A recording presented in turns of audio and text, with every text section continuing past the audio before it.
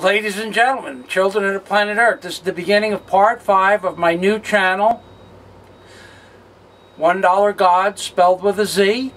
You can believe all of this stuff, or you can just write me off as the craziest guy to ever live.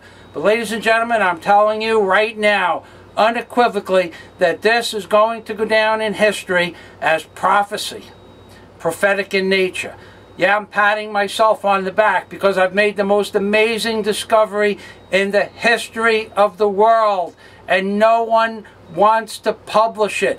And even if I'm 100% wrong, it's still the most unique concept to ever be put forth to mankind. The proof of the existence of a remnant species of creature, or a remnant society that has ruled this planet since the dawn of time. That's right, ladies and gentlemen, part 5 of Onedollargodz. And where we left off last time is that we were discussing, or I was discussing, the probability that the eagle, well, we know the eagle represents the commander-in-chief of the United States. In this case, it represents the 44th Commander-in-Chief of the United States because of what I had described to you as the candy canes that appear over George Washington's head to the left and to the right of George Washington, and the 4 dashes that appear next to the arrow on this side of the mantle and this side of the mantle.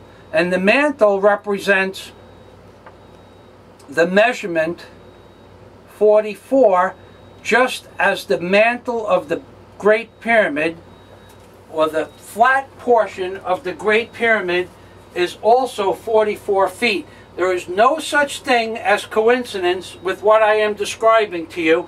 It is in great detail in the book Angels on the Ark by Michael Fazio. And moving right along, this eagle appears as the 44th POTUS. There are 13 stars, as I explained in the previous segment. The 13 represents the Lord God, and it represents the devil, because the Lord God created both good and evil, placed them on the back of the $1 bill as representations of the God pod, a term that I, Michael Fazio, coined and wrote down in my book and published April 15th of 2010. The God pod is the pyramid. The evil seed of death is the segment that shows you the negative aspects of reality. Everything in the God pod represents life. Everything within the evil seed of death represents death. There is nothing in the evil seed of death that has anything to do with life. It is all death, including the fact that when you turn it upside down, you can see the Indian chief with the bow and arrows in his hand. Although it's spelled bow of olive branch, B-A-U, or B-O-W, it can still be inferred that the spelling represents the word bow with the olive branch in the eagle's dexter claw, and in his sinister claw 13 arrows. And when you combine the two, you can see the words bow and arrows, and at the top you can see an Indian headdress which represents a chief of an Indian nation.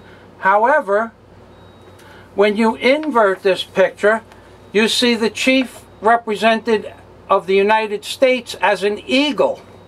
So you have the chief of war with a bow and arrows in his hand when the United States was formed. And now, something that's going to scare you a little bit, you have the chief of the United States of America, and over his head is a nuclear detonation. And I predicted in a video I made last year that there would be 2 nuclear catastrophes on Obama's watch. And one of them has in fact occurred in its entirety, aka Fukushima. Ladies and gentlemen, as crazy as my words appear to be, this is a nuclear detonation. You can see the particles that appear to be bursting just like a nuclear detonation or a bomb. The chief is represented as the eagle. The eagle is a killing machine. Obama is murdering people in 4 different wars. He promised to stop the wars. He is extending the wars, and next week they're going to go into another military action. Ladies and gentlemen, the United States of America, as we know it, is about to end. This is the Indian chief with the bow and arrows. The only methodology in which to kill something when the United States of America was formed, besides bullets, but this was the chief method to kill your enemy, bow and arrows. In today's world, radiation is the chief methodology in which to kill this world, and this is how they are doing it. They are irradiating the people of the planet Earth to reduce the sperm count and the ability to proliferate the species of the people of the planet Earth, because, you know, I agree with it, there's too many people. But the methodologies in which they are implementing, aka Fukushima, do you think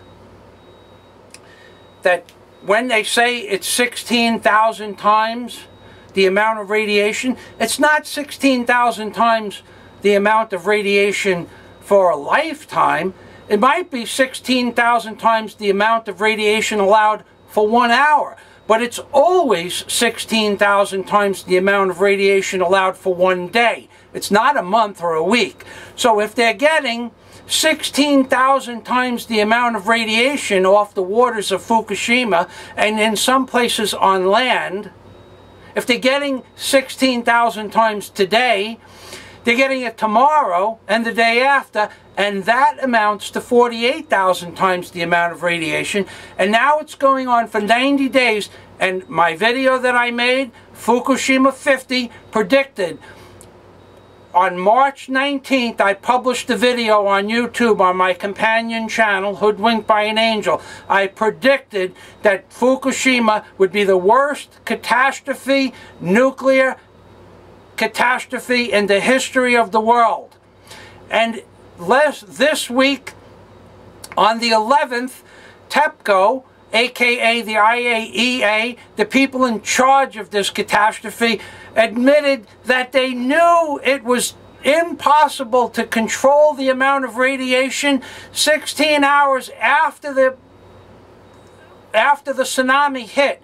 So, did they tell the people? No. Because that's why, ladies and gentlemen, they don't care about you and they don't care about me, and I don't know why they don't care about their own children.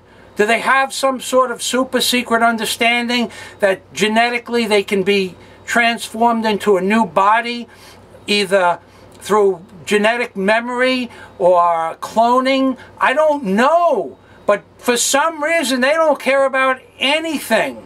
It could be because they understand that the world and the universe and everything that exists in the universe is one with everything else. A rock is the same as a person. It's just energy in the long run. They might have that understanding and just not care, and it's a game. Because when you reach certain states of enlightenment, that's how you think. Now, you could believe that or not, but you can read it in any book. People that have become enlightened don't care whether they live or die because they know there's no such thing as death, and you just move on to a different form of existence. But moving back to what's going on in today's world, the eagle that represents the 44th POTUS and the evil seed of death in this case, everything inside what I call the evil seed of death that has the nuclear detonation in it is a destructive force and represents the ability of death only. Ladies and gentlemen, this is the end of segment 5, and it's time for me to get a bigger camera.